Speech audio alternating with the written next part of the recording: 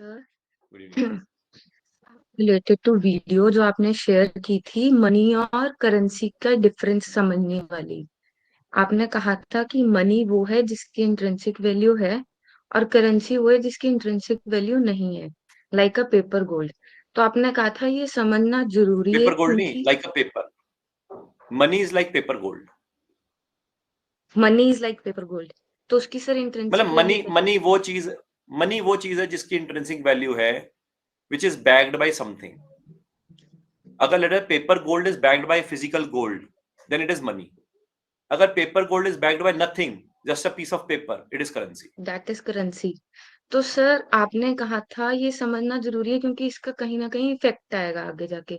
पर चाहे sir currency हो चाहे मनी हो, जो पेपर गोल्ड भी है जिसके कोई बैग्ड नहीं है, उसकी भी तो वैल्यू है क्योंकि वो गवर्नमेंट ने ऑथराइज किया हुआ है। तो सर इसका कैसे इफेक्ट देखने को मिलेगा? हाँ, मैंने यही एक्सप्लेन भी किया है कि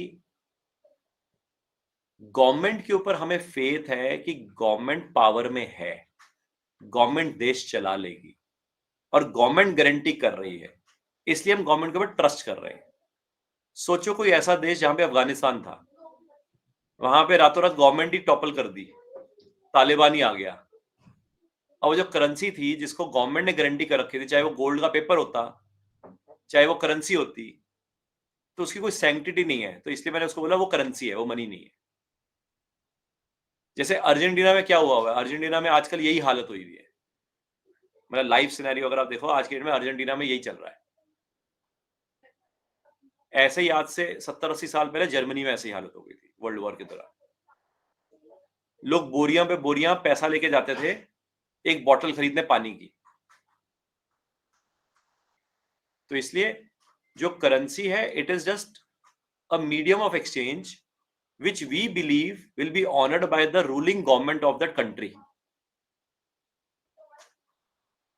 But money has got some intrinsic value, यानी कि it is some worth.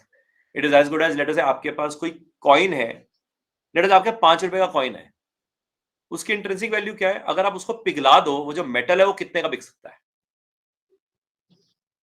Sir हम कह सकते हैं तो जो मनी वाली चीज है जो ऑल ओवर वर्ल्ड एक्सेप्टेड है वो हो गई, हाँ, और मेटल्स करेंसी जो सिर्फ मेटल्स आपकी। हाँ, metals are all over world accepted.